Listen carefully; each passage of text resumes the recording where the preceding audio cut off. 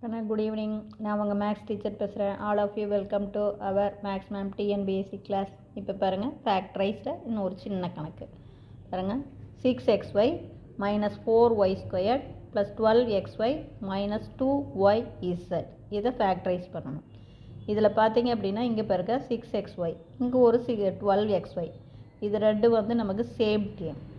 அப்போ இந்த ரெண்டும் சேம் டேர்ம் அப்படிங்கும்போது இதை கூட்டிக்கலாம். இதுவும் xy டேர்ம், இதுவும் xy டேர்ம்.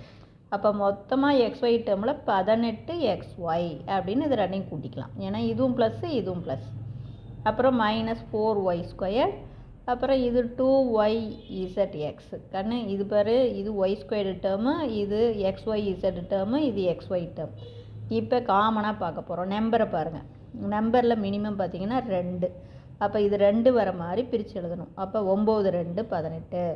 அதே மாதிரி இது 2 2 4, இது 2. அதே மாதிரி வேரியபிள் பாருங்கள், இது xy, இது y²னா y இன்ட்டு y 2 டைம்ஸு, இது xyz. இப்போ இந்த எல்லா 3 டேர்ம்லேயும் காமனாக இருக்கிறத பார்க்குறோம். காமனாக இருக்கிறது 2y இங்கேயும் இருக்குது, 2y இங்கேயும் இருக்குது, இங்கேயும் இருக்குது.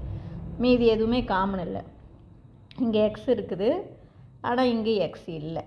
புரியுதுங்களா? அப்போ தேர்ஃபோர் 3 டேர்ம்லேயும் காமனாக இருக்கணும். அப்போ தான் வெளியில் எடுக்க முடியும். அப்போ தேர்ஃபோர் 2y மட்டும்தான் 3 டேர்ம்லேயும் காமனாக இருக்குது. அப்போ 2y வெளியில் எடுத்துட்டா இதில் மீதி இருக்கிறது 9x மைனஸ் இதில் மீதி இருக்கிறது 2y மைனஸ் இதில் மீதி இருக்கிறது zx. புரிஞ்சுதுங்களா? Wish you all the best. Thank you. இல்லை ஏதாச்சும் டவுட்டாக இருந்தால் கேளுங்கள்.